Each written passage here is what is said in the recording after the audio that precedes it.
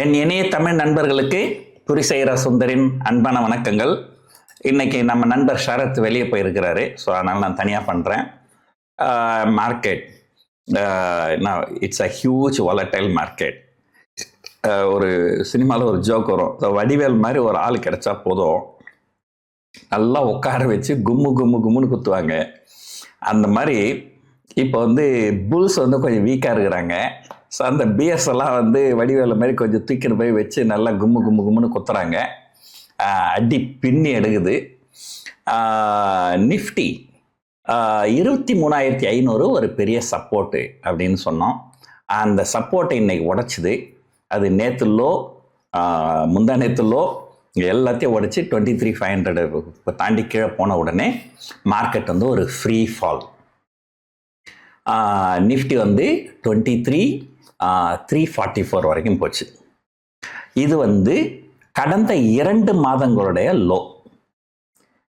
கடந்த 2 மாசத்துல லோ பார்த்தீங்கன்னா 23,460, அதையும் உடைச்சி கிட்டத்தட்ட இன்னொரு 100 பாயிண்ட்டுக்கு மேலே கீழே போச்சு.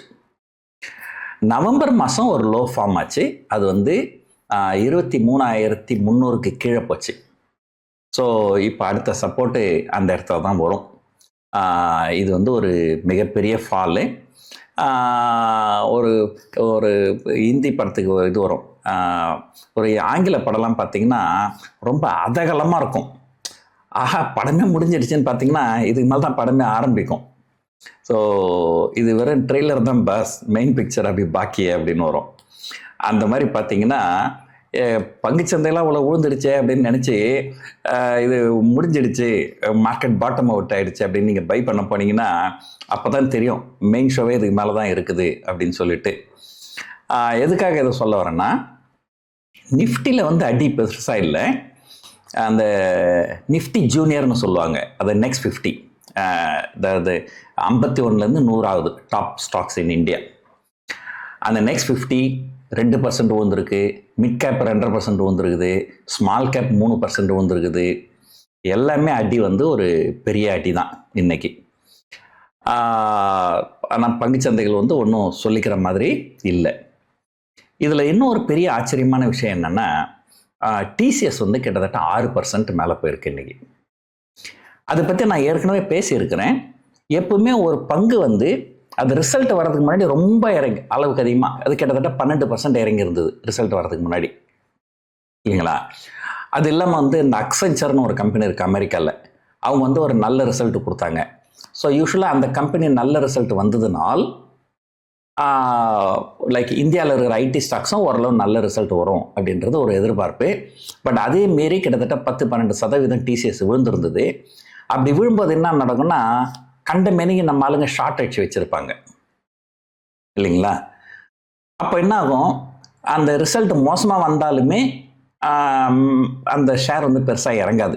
கொஞ்சம் இறங்கிச்சுன்னா இந்த ஷார்ட் அடிச்சவங்களாம் அந்த ஷார்ட்டை கவர் பண்ணுவாங்க, ப்ராஃபிட் புக் பண்ணுவாங்க. ஆனால் ஏதோ ஒரு காரணத்துக்காக கொஞ்சம் ரிசல்ட் நல்லா இருந்ததுன்னா அந்த பங்கு நல்லா மேலே போகும். ஸோ அதுதான் இன்னைக்கு நடந்தது. ஒரு 5-6 வருஷத்துக்கு முன்னாடி நடந்த ஒரு நிகழ்ச்சி சொல்கிறேன் பாருங்க. பேங்க் ஆஃப் பரோடா ரிசல்ட் வந்தது. அது இந்தியன் கார்பரேட் ஹிஸ்ட்ரியிலேயே அந்தளவுக்கு பெரிய லாஸ் டிக்ளேர் பண்ண கிடையாது எந்த பேங்க்குமே. 3,500 கோடி குவார்டர்லி லாஸ் புக் பண்ணியிருந்தாங்க.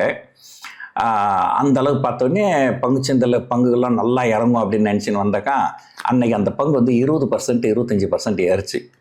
என்னடான்னு கேட்டால், சார் ஒஸ்ட் இஸ் ஓவர், அது ஏற்கனவே ஷார்ட் அடிச்சு வச்சுருந்தாங்க, அவங்க ஷார்ட்டை கவர் பண்ணாங்க, கொஞ்சம் மேலே போச்சு, அப்போ ஒஸ்ட் இஸ் ஓவர் நினச்சி இன்வெஸ்டர்ஸ்லாம் உள்ளே வந்தாங்க அப்படின்ட்டு.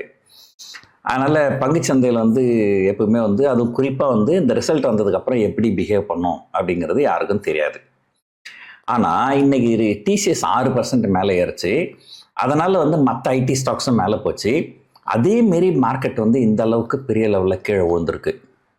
ஹெச்டிஎஃப்சி பேங்க் பாருங்கள், 6வது நாளாக தொடர்ந்து விழுது. அது டெய்லி 25 ரூபாய் விழுந்துருது. So forget about HDFC bank. Bank நிஃப்டியே கிட்டத்தட்ட 5% விழுந்துருக்குது கடந்த 5 ட்ரேடிங் செஷனில். ஸோ இது ஒரு இந்த வாரம் ஃபால் ஒரு மிகப்பெரிய ஃபால். அதுவும் இல்லாமல் எஃப்ஐ இந்த 7,000 கோடி செல் பண்ணியிருந்தாங்க இல்லையா, அதை பார்த்த உடனே சென்டிமெண்ட் ரொம்ப மோசமாகி போச்சு. இன்றைக்கி எஃப்ஐ 2,250 கோடி செல் பண்ணியிருக்கிறாங்க. டொமஸ்டிக் இன்ஸ்டிடியூஷன் 4000 கோடி பை பண்ணியிருக்கிறாங்க. பட் இருந்தாலும் எந்த பிரயோஜனமும் இல்லை. பங்குச்சந்தைகள் வந்து எப்பவுமே எஃப்ஐ சொல் பேச்சை தான் கேட்கும், டிஐ சொல் பேச்சை கேட்காது. ஸோ அப்படி தான் இருக்குது. நிறைய இண்டிவிஜுவல் ஸ்டாக்ஸ் வந்து ரொம்ப மோசமாக தான் இருக்குது. ஒரு உதாரணத்துக்கு பார்த்தீங்கன்னா கெமிக்கல் ஸ்டாக்ஸ்லாம் நேற்று நல்லா மேலே போச்சு, அது எல்லாமே இன்றைக்கி கீழே வந்துருச்சு. ஸ்டேட் பேங்க் ஆஃப் இந்தியா வந்து ஒரு ஃபாரின் brokerage இந்த டவுன்கிரேட் பண்ணியிருக்காங்க, அது நல்லா உந்துது. இண்டஸ்இண்ட் பேங்க்கை டவுன்கிரேட் பண்ணியிருக்காங்க, அது நல்லா உந்துது. இண்டஸ்இண்ட் பேங்க் இப்போ கிட்டத்தட்ட 40% கீழே விழுந்துருச்சுன்னு நினைக்கிறேன் இதோட ஆல் டைம் ஹைலேருந்து. நாளைக்கு வந்து ஒரு டீட்டெயில்டான ரிப்போர்ட் கொடுக்குறேன். என்னென்ன பங்குகள் எவ்வளோ விழுந்துருக்குது, அது இன்னும் எவ்வளோ உயரத்துக்கு வாய்ப்பு இருக்குது, எதிர்காலம் எப்படி இருக்கும் அப்படின்ட்டு.